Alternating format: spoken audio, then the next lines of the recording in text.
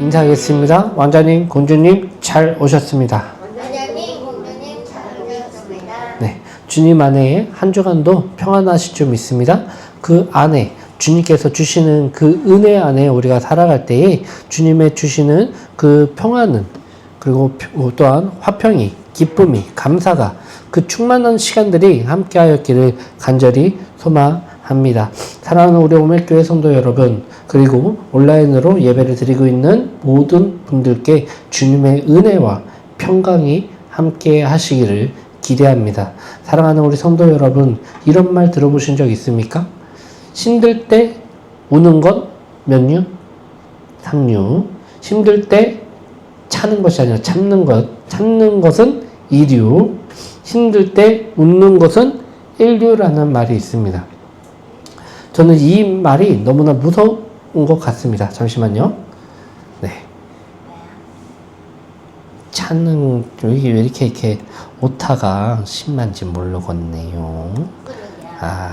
참는 것. 네. 네. 힘들 때 우는 건 3류, 힘들 때 참는 건 2류, 힘들 때 우는 건 1류라는 말이 있습니다. 이 말은 정말 저는 어쩌면 이 말이 되게 무서운 것 같습니다. 왜냐면 저는 대부분 2류나 3류로 끝나기 때문입니다. 힘들 때 울고, 힘들면 또한 핸드폰을 켜서 나만 힘든가 검색을 할 때도 많이 있습니다. 그리고 마지막엔 하나님, 저 오늘 예배 드립니다. 예배는 드립니다. 하지만 마음은 저 다른 곳에 있을 때가 있습니다. 라고 하면서 힘든 시간들을 어찌 보면은 버티면서 그냥 그 시간들을 빨리 지나가기를 애태우는 시간들의 연속인 것 같습니다. 근데 요즘에 웃는 것도 실력이라는 말 아십니까? 어떤 분들은 힘들어도 웃습니다. 근데 저는 그런 분들을 보면 이분은 신앙이 좋은 게 아니라 광대 근육이 단단한 거다라는 생각을 할 때가 있습니다. 정말 주변 상황들을 보면 너무나 힘든 것이 있습니다. 그런데도 불구하고 웃는 사람들이 있습니다. 그 웃는 사람들을 보면서 저는 어떨 때 제가 힘들면 그 힘든 사람들을 보면 그 마음들이 이해가 돼서 그런지 웃는 모습을 보면 참 앞에서 가면을 참 잘 쓰셨구나 라는 그런 생각이 들더라고요. 어쩌면 우리가 살아가면서 연예인들도 마찬가지지만 우리가 그와 같은 가면을 쓸 때가 얼마나 많이 있으십니까?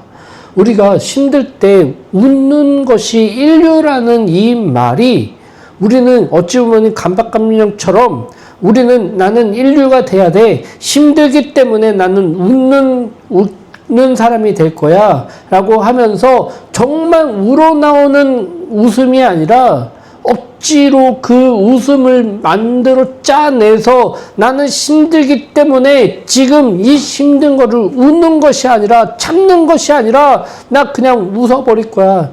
이 힘든 날 울어서 3류가 되는 인생이 아니라 이 힘든 날 참아서 2류가 되는 인생이 아니라 이 힘들 때에 웃어서 나는 1류가 될 거야 라는 이 강박감정처럼 이 가면을 쓸 때가 얼마나 많은지 모르겠습니다.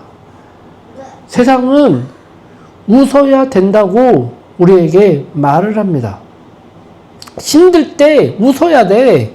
그게 진짜 이길 수 있는 힘이야. 그게 인류야. 인류는 그런 사람이야. 힘들 때일수록 웃는 게 인류야.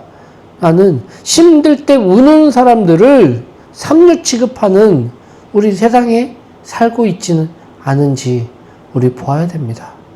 힘들 때 우는 게 왜 나쁠까요? 힘들 때 참는 게 왜 2류예요? 왜 그런 사람들이 3류라고 들어야 되고 왜 그런 사람들이 2류라는 소리를 들어야 되는지 정말 저는 잘 모르겠습니다. 힘들 때, 아플 때 우는 것도 또한 우리의 실력이 아닐까 생각이 되어집니다. 참는다고 그 힘든 것이 지나가나요? 그것을 이겨내나요? 부모님이 돌아가셨을 때 나는 그래도 천국 가셨으니까 웃어야지. 우리 부모님이 돌아가셨지만 천국 가셨어. 그 화신이 있어. 웃는다고 그 슬픔이 사그러지나요? 아니죠. 안 그러죠. 근데 세상 사람들은요, 웃어야 된대요. 그게 인류래요. 웃을 수 있는 게 인류래요. 맞아요? 아니요. 웃을 때, 우는 것도 실력입니다. 삼류가 아니에요. 그리고 참는 것이 이류예요? 왜 이류예요? 힘들 때일수록 웃는 것 또한 실력이긴 하지만 힘들 때 우는 것도 인류입니다.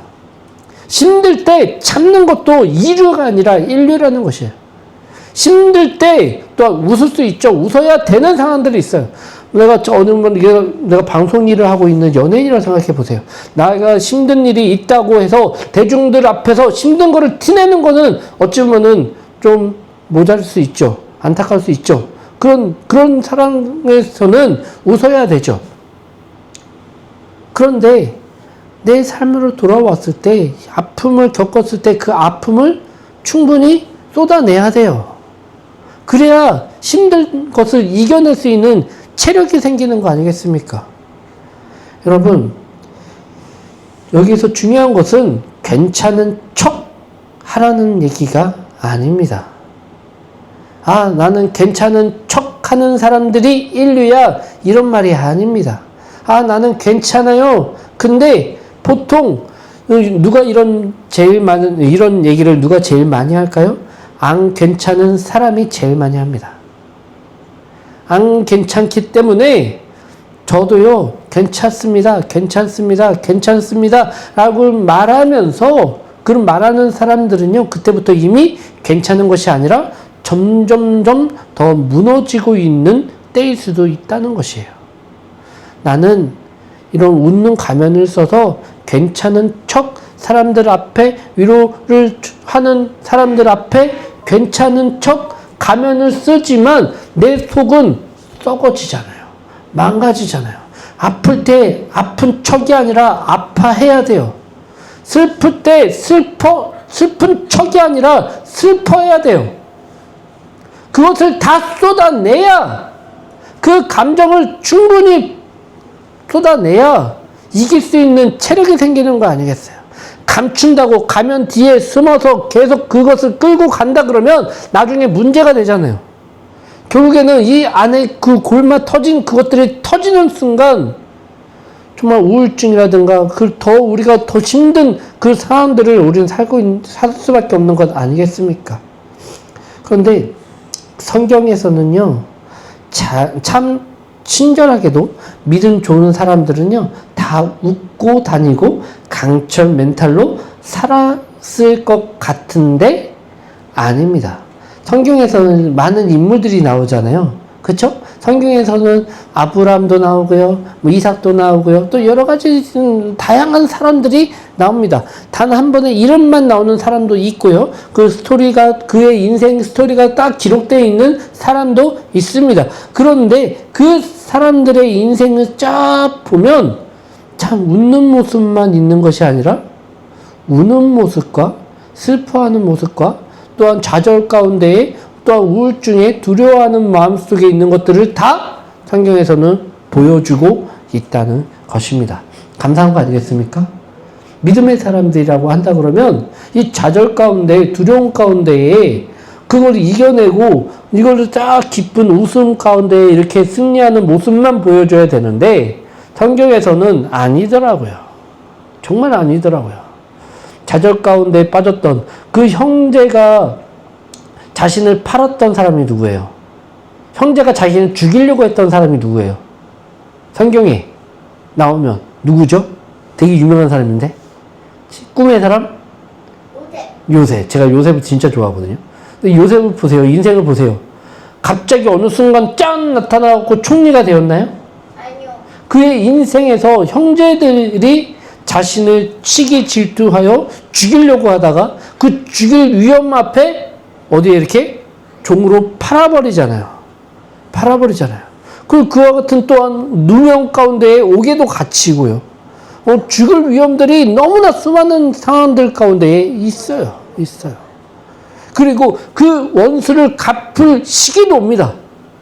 형제들을 이제 벌할 수 있는 위치에 딱 서게 됩니다. 그럴 때 요셉은요, 그들을 벌하는 것이 아니라, 원수를 갚는 것이 아니라 용서했죠. 용서했죠. 그런 것들이 성경에 다 기록되어 있습니다. 생각을 해보세요. 우리의 인생에 그 요셉, 내가 요셉이라고 생각해 보세요. 얼마나 그 젊었을 때에 얼마나 두려웠겠어요. 아버지와 형제와 또한 그 사람들과 가족과 함께 살고 있었던, 아무 문제 없이 살았던 그 시간에 어느 순간 형제들이 날 죽이려고 하고 칼을 들이밀면서 그곳에 구덩이에 밀어버리고 죽이고자 하는 그 투닥투닥 모이가 얘기가 들리고 그 두려움 속에서 있는 그 어린 요셉의 상황에 내가 처했다고 생각해 보세요. 얼마나 두려웠을까요? 얼마나 아팠을까요? 성경에서는요, 어느 순간 감사거리만, 이렇게 기쁨거리만, 이런 것들만 보여주고 있지 않습니다. 그 상황에서 요셉이 어떤 미친 사람처럼 하하하하 나 그래도 감사해, 나 그래도 웃을 수 있어, 그래도 그렇게 수 있어, 그런 장면이 나오나요? 그 상황 가운데 그 시기에 맞게끔 훈련 받았어요. 그 두려움 속에서 그 두려움에 싸우고 해서 그 두려움을 이겨내고 또 다음에 시험 가운데 계속 하루 내게 오는 그런 것들을, 핍박들을 버틴 거 아니겠습니까? 그 가운데에 결국에는 어떻게 해요? 하나님 때에 그가 쓰임 받는 거 아니에요. 우리의 인생도 그와 같을 줄 믿습니다. 오늘 말씀은 다윗의 성공담만 그린 것이 아닙니다. 이 장은요, 살아남은 사람이 부르는 노래예요. 22장은요, 다윗의 시거든요. 다윗의 시인데, 이 성공담으로 성공 일화를 기록한 시가 아니에요. 할렐루야, 나 이렇게 왕이 되었습니다 라고 말하는 시가 아니에요. 어찌 보면 이 시는요, 살아남은 사람이 부르는 처절한 노래예요. 그래서 오늘 설교 제목이 무엇일까요? 무너지지 마입니다. 이 말은 다른 말로 울지 마가 아닙니다. 무너질 것 같은 날에도 너를 붙드시는 하나님이 계시다는 말입니다. 오늘 우리에게, 다윗에게 딱 3가지를 배우려고 합니다. 다윗을 통해서 딱 3가지를 배울 거예요. 첫 번째, 붙들어라. 두 번째, 부르짖으라. 세 번째, 기다려라. 사랑하는 우리 성도 여러분, 오늘은 인류처럼 웃는 예배가 아니라 하나님께 붙들리는 예배가 되기를 소망합니다. 우리 1절 다 같이 한번, 1절서부터 3절 다 같이 한번 읽겠습니다. 여호와께서 다윗을 모든 원수의 손과 사울의 손에서 구원하신 후에 다윗이 이 노래의 말씀으로 여호와께 아뢰어 이르되, 여호와는 나의 반석이시오, 나의 요새시오, 나를 위하여 나를 건지시는 자시오, 내가 피할 나의 반석의 하나님이시오, 나의 방패시오, 나의 구원의 뿌리시오, 나의 높은 방패시오, 그에게 피할 나의 피난처시오, 나의 구원자시라, 나를 폭력에서 구원하셨도다. 아멘. 다윗은 고백합니다. 여호와는 나의 반석이시오, 나의 요새시오, 나의 피할 바위시오, 구원이시라. 반석이란 무엇일까요? 흔들리지 않는 기반을 말합니다. 그렇기에 하나님을 붙들고 있으면 나는 흔들리지 않는다고 하는 그 고백을 하고 있는 거예요. 다윗 또한 사람입니다. 사람이기에 흔들립니다. 그런데 그 흔들리는 것을 잡을 수 있는 것은 흔들리지 않는 반석을 붙잡았을 때 우리는 그 반석으로 말미암아 보호를 받는다는 것입니다. 또한 다윗은 하나님은 나의 요새라고 고백합니다. 요새는 무엇이죠? 요새는요, 내 몸을 피할 수 있는, 숨을 수 있는 그런 곳입니다. 그리고 요새는요, 사람을 보호합니다. 요새 안에 있으면 적의 공격으로부터 피할 수 있잖아요. 숨을 수 있잖아요. 보호할 수 있잖아요. 그 최소한의 할 수 있는 보호막입니다. 요새 밖에 사람들이 요새 안으로 들어오지 못하는 방어막 또한 할 수 있습니다. 될 수 있습니다. 그러니까 전투에 들어왔을 때, 전쟁을 쳤을 때 요새를 쳐 들어가는 사람들의 피해가 더 많을까요? 요새를 지키는 사람들의 피해가 더 클까요? 그쵸? 왜 그럴까요? 나를 보호할 수 있는 그런 방어막이 있잖아요. 그쵸? 그래서 다른 사람 화살과 뭐 그런 것들이 날라왔을 때 그것을 내 몸을 최소한으로 보호하면서 그 또한 다시 그들을 쳐들어오지 못하게 방어할 수 있는 수단이 되는 것이 바로 요새입니다.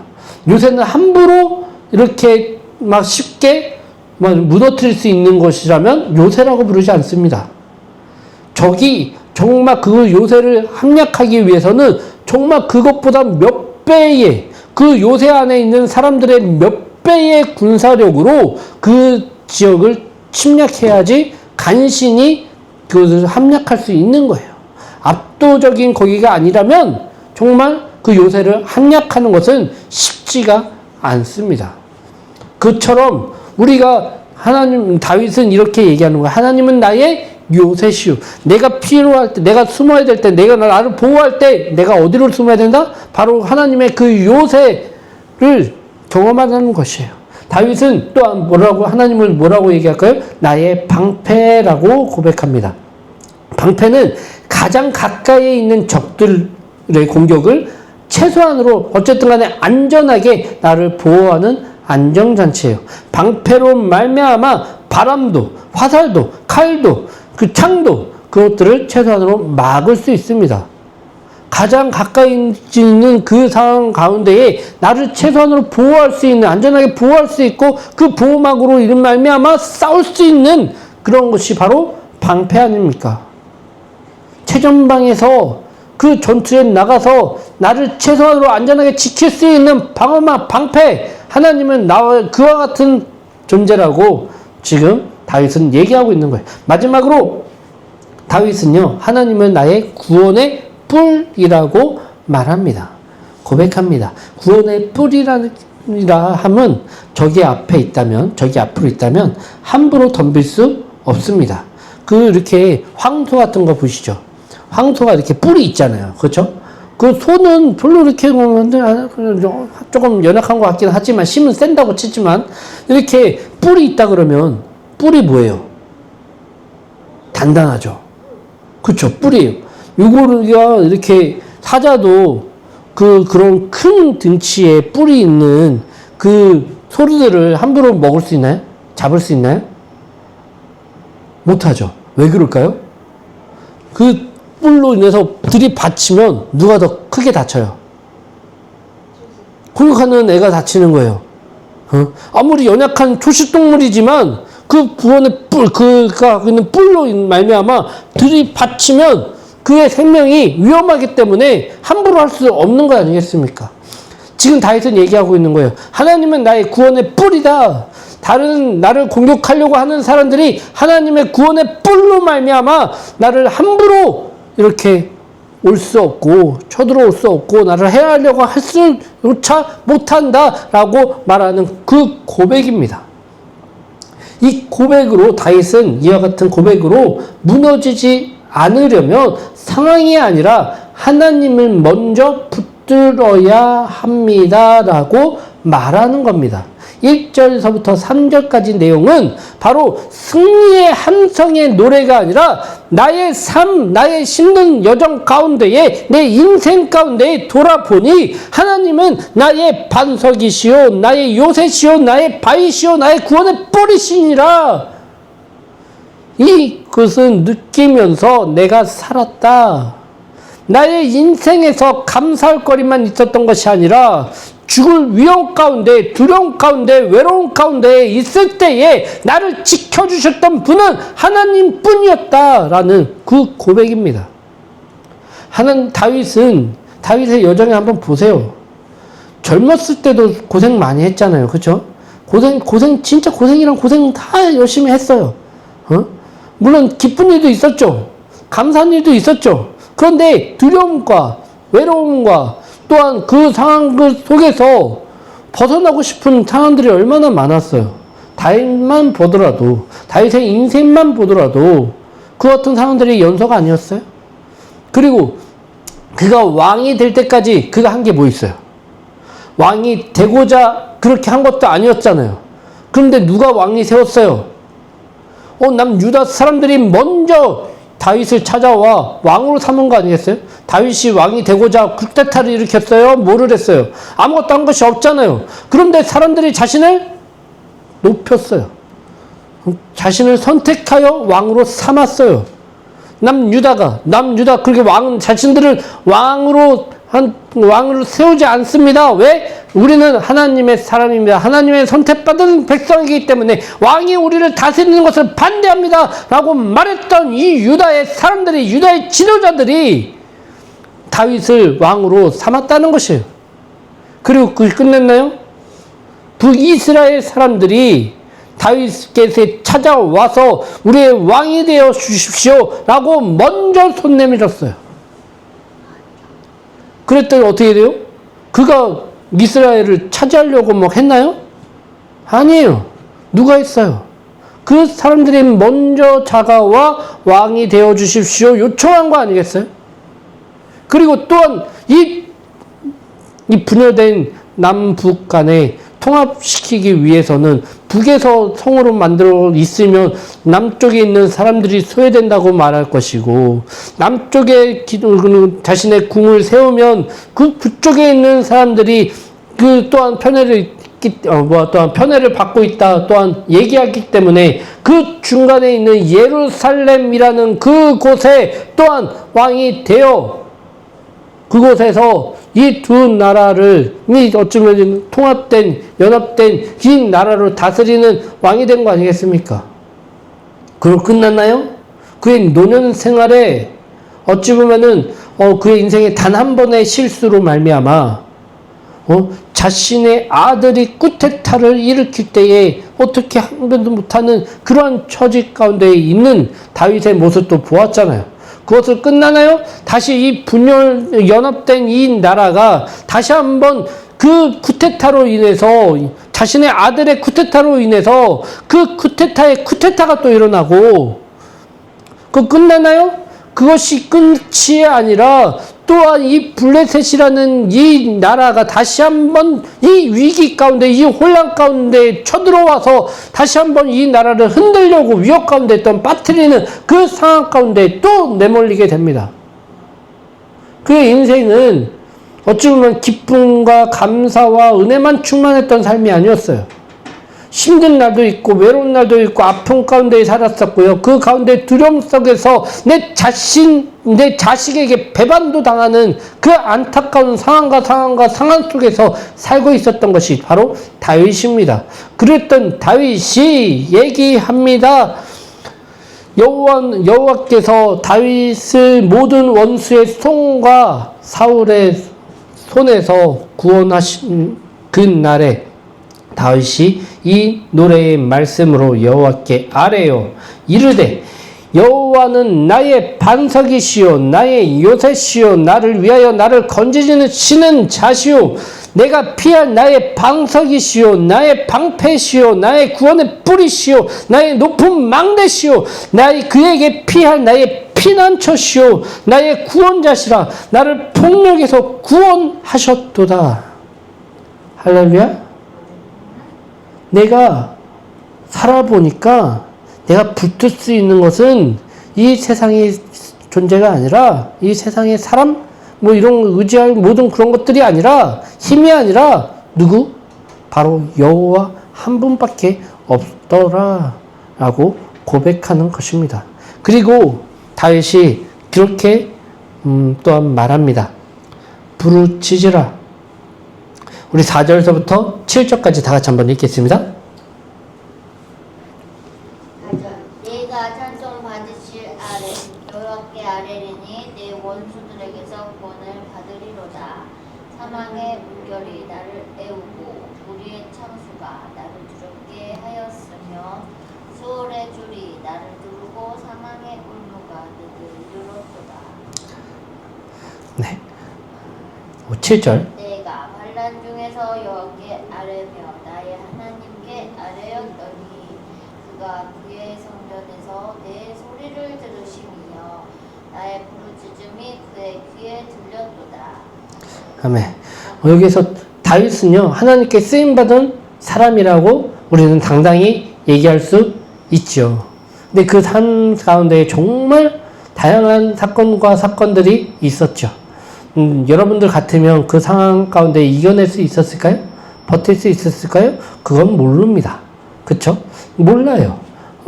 그런데 성경을 통해서 볼 수 있는 것은요, 무너지지 않는 사람들은요, 사람은요, 감정을 억누르는 사람이 아니라 하나님께 토해내는 사람이었다는 것이에요.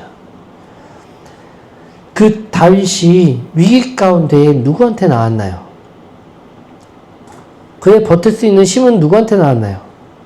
그가 이 어려운 가운데 도망가는 그 도망될 신세였을 때도 누구한테 먼저 나아갔나요? 바로 하나님께 나아갔습니다. 주님께 나아갔어요. 그가 할 수 있는 건 뭐였어요? 해결책? 아니요. 그의 상황에 어떻게 해결책이 있겠어요? 여러분들 인생 가운데에 그 어려운, 그 정말 어떻게 상황을 헤쳐나갈 수 있는 길도 안 보이고 그 가운데에 해결책도 볼 것이 없어요. 난 구멍은 없어요. 그때 어떻게 해야 돼요? 해결책을 주시옵소서라고 한다고 해결책이 나오던가요? 아니요. 그가 할 수 있는 것은요, 토해내는 거예요. 하나님, 나 지금 너무나 힘듭니다. 하나님, 나 지금 너무나 아픕니다. 하나님, 나 지금 너무나 외롭습니다. 하나님, 나 지금 너무 힘들고 너무 좌절 가운데에 어디에 의지할 사람도 없고 지금 나를 어떻게 도와줄 사람도 없습니다. 하나님 밖에 없으면 주님께서 아시지 않습니까? 하면서 그렇게 토해낼 것밖에 없는 상황 가운데 있지 않습니까? 그러면 그것이 가장 무너지지 않는 방법이라는 거예요. 하나님께 쓰임받는 사람들은요, 그 상황 가운데에, 끝까지 붙들었던 사람이에요. 누구한테? 주님께, 여호와께, 하나님께 붙들었던 사람이, 그 붙들었던 건 뭐예요? 내가 무너지지 않게 하나님이 옆에서 잡아주는 거 아니겠어요? 내가 힘들지만 내가 너와 함께하고 있다. 너가 지금 아프지만 걱정하지만 내가 너와 함께하고 있다. 내가 지금 울고 있지만 걱정하지만 내가 너를 위해서 함께 울고 있다. 하나님의 그 음성을 들으며 지금 이 상황을 그냥 무너지지 않고 버틸 때에, 하나님의 때에 하나님께서 왜 그것들을 버티게 하셨는지, 왜 그것을 이길 수 있는 힘을 기르게 하셨는지 알게 되는 때가 분명히 올 줄 믿습니다. 할렐루야.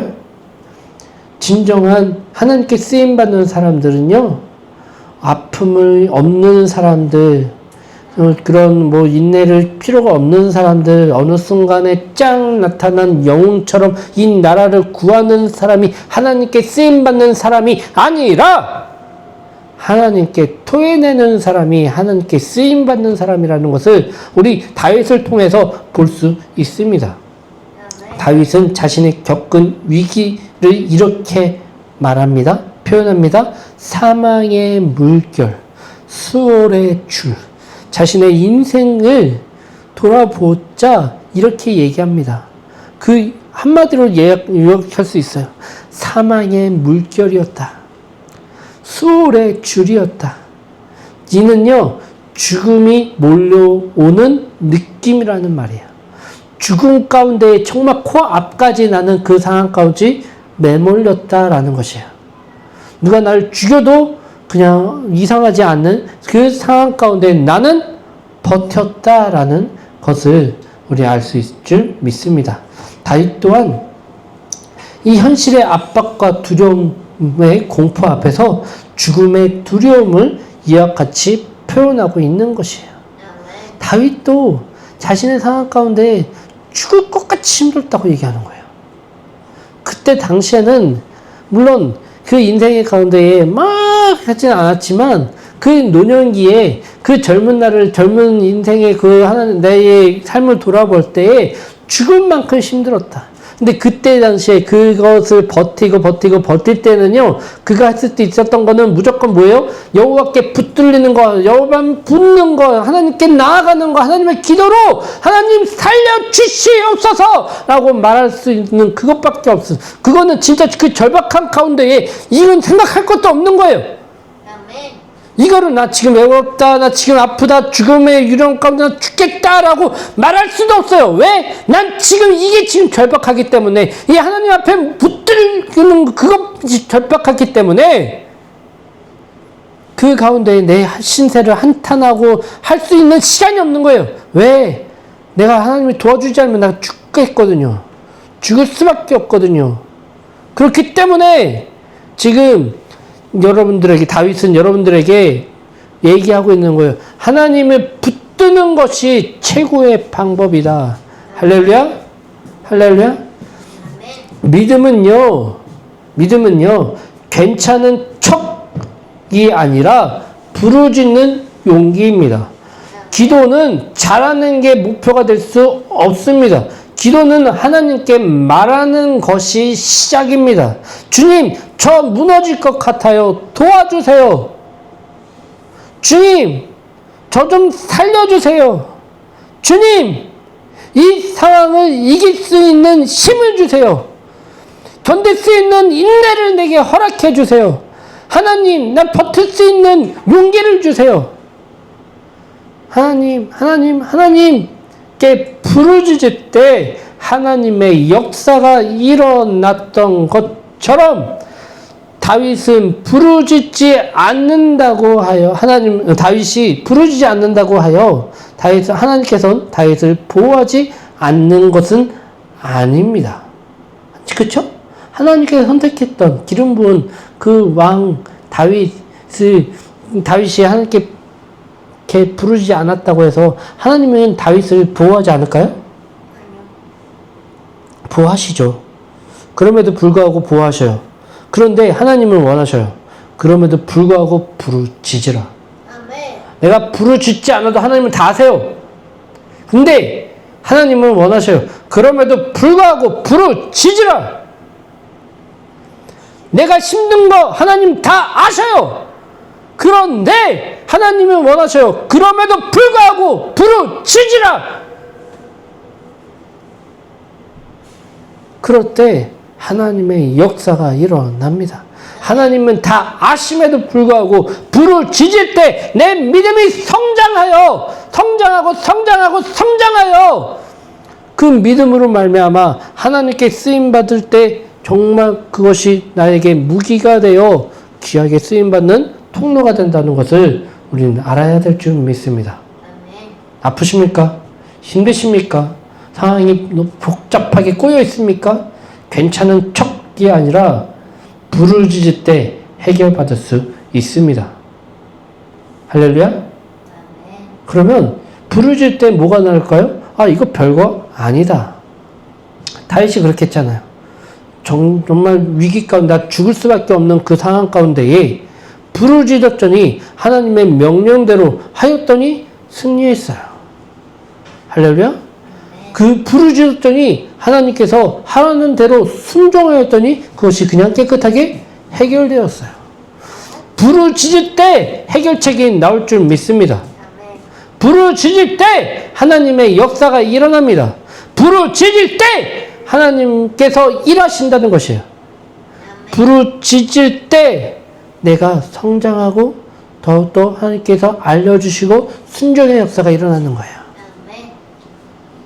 할렐루야. 그 부르짖음이 저와 여러분들에게 있기를 간절히 소망합니다. 그리고 또한 다윗은 얘기합니다. 기다려라. 우리 8절서부터 10절까지 다 같이 한번 읽겠습니다. 다 같이 시작.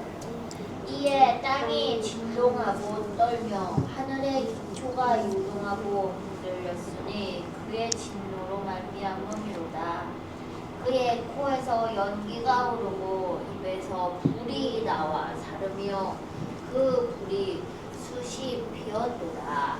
그가 또 하늘을 들이우고 강림하시리니 그의 발 아래는 어둠 깜깜하였도다. 할렐루야. 아멘. 사랑하는 우리 성도 여러분, 무너지지 말라는 말은 참아라 말이 아닙니다. 참아라, 참아라, 참아라, 참아라, 참아라, 참아라, 참아라. 이 말이 아니에요. 하나님의 개입이 계신다는 사실을 믿고 서 있으라는 뜻입니다. 땅이 진동하고 하늘이 숙여짐, 하나님의 내려오심을 경험하라는 거예요. 아멘. 할렐루야. 다윗은 자신의 기도로 하나님의 움직이셨다고 말하지 않습니다. 하나님이 움직인 것은 내 기도가 있었기 때문에 하나님이 움직인 거야! 라고 말하지 않는 거예요. 근데 여기서 만약에 내 기도했는데 하나님이 응답하셨어요. 그럼 어떻게 될까요? 하나님 교만해질 수 있어요. 우리 그 교회에서 보면요, 옛날에 막 그런 사람도 있어요. 기도에 응답가 있다 하셔서 막 진짜 내가 기도를 했더니, 어떤 사람을 위해서 기도를 했더니 병이 낫고 문제가 해결되는 그런 역사가 일어났대요. 근데 그거 주인이 누가 있어요? 하나님이 응답하셨지만 나는 기도의 응사를 받았기 때문에 내가 기도했더니 그 기도의 그 문이 열렸더라! 라고 말하면서 어떻게 얘기해요? 내가 기도했더니 그 기도의 응답을 받았잖아. 나 기도의 응사가 있는 사람이야. 그러니까 몸이 아파? 병이 아파? 사업이 안 돼? 자녀가 문제 있어? 다 내게 와 기도해 줄게. 그래서 어떤 사람들은요, 기도 그 은사를 받았던 사람들에게 찾아가요. 또한 병이 난대요. 기도하면 기도의 은사로 낫는 사람들이 있대요. 그래서 가요. 기도해 달라고. 그럼 그것만 끝나나요? 그래서 기도해 주시는 대가로 쇼미더머니. 그렇죠? 그래서 그 기도로 장사하는 사람들이 생겨요. 왜 그래요? 기도의 응답이 누구 때문에 나왔다? 나 때문에. 내가 기도했더니 문제 해결이 되었더라! 라고 하는 순간 뭐가 생겨요? 교만이 생겨요. 다윗은 얘기합니다. 그 지혜 있는 사람이 얘기해요. 내가 기도했더니 하나님이 움직인 것이 아니다. 나는 그냥 기도했을 뿐이다. 그때 하나님의 뜻에, 하나님의 말씀에 순종할 뿐이었다. 내가 한 것이 아무것도 없다. 나는 기도할 뿐이었고 내가 기도해서 응답받은 것이 아니다. 누가 있다? 하나님께서 하나님의 뜻대로인데 한 것이다. 여러분 그게 생각해 보세요. 내가 기도했더니 응답받았다. 할렐루야! 라고 말하면 좋죠. 은혜 돼요. 솔직히 까놓고. 은혜 되잖아요. 내가 기도했더니 응답받았어요. 할렐루야. 제가 요즘에 최근에 가가지고 거기 그런 말을 들었어요. 목사님의 기도 때문에 병이 나았대요. 와, 우리 김현주 집사님 암덩어리가 막 눈에 쫙 보이지도 않게 그냥 흔적도 없이 사라졌대요. 근데 그분이 막 얘기를 하시면서 고맙다고 감사하다고 하면서 저에게 목사님 기도해 주셔가지고 그 병이 나은 것 같아요. 할렐루야 너무 감사해요 하면서 얘기를 하는데 저는 어떻게 됐을까요? 물론 되게 감사했죠. 난 별로 한 거밖에 없는데, 기도해 준 거밖에 없는데, 그걸 얘기는 되게 좋아요. 감사해요, 진짜. 여기 안에서 끈적끈적 거기에 되는 게 있어요. 근데, 와, 진짜 기도했더니 응답받았네, 할렐루야. 하는데, 어느 순간에, 아니에요. 내가 한 것이 아니라 하나님께서 하신 거예요. 나는 그냥 그분을 위해서 기도한 것 뿐이에요. 난 기도에 그걸로 해서 내 기도 때문에 응답받은 것이 아니라 하나님께서 응답해 주신 거예요. 내가 만약에 내가 기도해서 응답받았기 때문에 나은 거야 라고 말하는 순간 나는 교만이 이 안에 들어오게 될 거예요. 이단이요 다 틀린 말이에요? 아니에요. 같은 성경책을 가지고요 저기 한 90%는 맞는 말이에요. 그런데 10%는 뭐예요? 10%는 자기를 드러내잖아요. 내가 했다. 내가 하는 순간 이단이 되는 거 아니겠어요? 이단이 되는 순간 사람들은 그것으로 말미암아 지옥을 경험합니다. 가정이 파탄이 돼요. 직장이 파탄이 돼요. 내 인생이 파탄으로 터지는 이유가 뭐예요? 진짜가 아니기 때문에 아니겠어요. 진짜는요, 이 다윗처럼요, 내가 내 기도로 하나님을 움직였습니다라고 말하지 않는 것이 진짜예요. 내가 기도해서 하나님을 움직이지 않았습니다. 내 기도 때문에 하나님을 움직인 것이 아닙니다. 즉, 하나님은 늦은 것이 아니에요. 하나님은요, 다윗은요, 이렇게 얘기하는 거예요. 하나님은 늦은 게 아니라 정확한 때에 움직이셨다는 것을 고백하는 거예요. 내 응답이 아니라, 내 기도로 하나님을 움직인 것이 아니라 하나님의 때에 하나님께 움직이신 거예요. 근데 왜 부르짖으라 얘기한 거예요? 나에 대한 믿음을 성장시키기 위해서, 내 그릇을 더욱더 크게 하기 위해서, 하나님이 주시는 그 복을 더 크게 받게 하기 위해서, 그것은 내가 훈련받게 하기 위해서, 하나님이 내가 훈련되지 않는 그 상황에서 복을 주셔봐요. 물질의 복을 주신다고 생각해보세요. 그 물질이 복이 아니라 그 물질은요, 여러분들에게 독이 될 거예요. 내가 준비되지 않는 인기가 내가 들어온다면, 내 준비되지 않는 그것으로 인해서 내가 교만해졌기 때문에, 내가 부르짖음으로 인해서 나를 연단시키는 거 아니겠습니까? 하나님의 때에 그것을 받게 하기 위해서 하는 것을 믿으시기를 간절히 소망합니다. 하나님이 쓰실 때, 그때에 지금 얘기하고 있죠. 이에 땅이 진동하고, 하나님께서 일하실 때 이에 땅이 진동하고 떨며 하늘의 기초가 요동하고 흔들렸으니 그의 진노로 말미암았니라. 그의 코에서 연기가 오르고 입에 불이 나와 사름이며 그 불이 주치 피었도다. 그가 하늘에 들이우고 강림하시니 그의 발 아래는 어두캄캄하였도다. 이건 뭐예요? 즉, 여러분들이 기도한다고 다 이루어지지 않지만 그럼에도 불구하고 하나님의 때를 기다리라. 언제까지? 하나님의 때가 이룰 때까지. 우리가 뭐를 하면서? 하나님께 부르짖으면서. 난 지금 부르짖을 때 그거 못 버티잖아요. 그 환란이 그 소용돌이에 내가 그 안에 들어가 있는데, 내가 지금 하나님의 때가 지금 바로 응답하면 좋겠지만 하나님은 아직 아니에요. 아직 아니래요. 아직 응답하지 않으셔요. 기다리래요. 근데 내가 어떻게 기다릴 수 있어요? 기다릴 수 있는 힘이 없잖아요. 얘기했잖아요. 다윗은 먼저 붙들어라. 하나님은 나의 방패시오, 나의 요새시오. 이렇게 먼저 했던 건 뭐예요? 붙들어라. 그냥 하나님의 반석을, 하나님을 붙들고 그 놓지 않을 때에 그 환란의 풍파가 지나더라도 붙들기만 하면 나는 살 수 있다. 할렐루야? 아멘. 그리고 부르짖으라. 그 위기 가운데 내가 할 수 있는 거 뭐예요? 기도밖에 없잖아요. 이 환란의 소용돌이에 있는데 그 하나님을 붙들긴 하지만 내가 손을 놓치는 순간 나는 죽을 수밖에 없는 위험이 있잖아요. 그렇죠? 그때 어떻게 해야 돼요? 내가 할 수 있는 건 뭐예요? 악으로 깡으로 하나님께 부르는 것밖에. 하나님 제발 좀 도와주시옵소서. 나 죽겠나이다. 하나님 그 부르짖음 그것밖에 없잖아요. 그리고 기도 언제까지?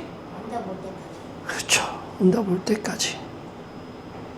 그때에 하나님의 응답하실 때에 내가 상상했던 그것보다, 내가 기도했던 그것보다 더 크게 하나님은 응답하신 것을 나는 경험했다. 누가 얘기하고 있는 거예요?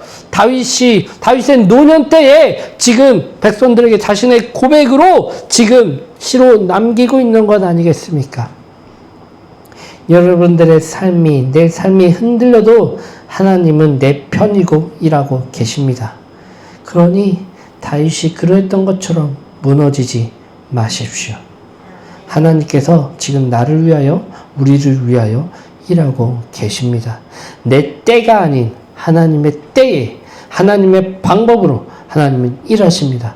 우리의 뜻이 하나님의 뜻을 담을 수도 없는 우리는 사람입니다. 할렐루야. 내 판단이, 내 생각이 하나님을 담을 수가 없어요. 없어요. 우리가 할 수 있는 건 하나님을 붙들고 부르짖으며 어느 때까지? 응답하실 때까지 기다리는 것밖에 없습니다. 그럴 때 우리는 할 수 있는 건 뭐예요? 다윗은 얘기합니다. 무너지지 마. 무너지지 마. 무너지지 마. 그 다윗이 지금 말하고 있는 것처럼 저와 여러분들이 그 위기 가운데, 상황 가운데 살 수 있다면 무너지지 마십시오. 끝까지 버티십시오. 끝까지 붙들고 부르짖고 기다리십시오. 그때 하나님은 일하십니다. 기도하겠습니다.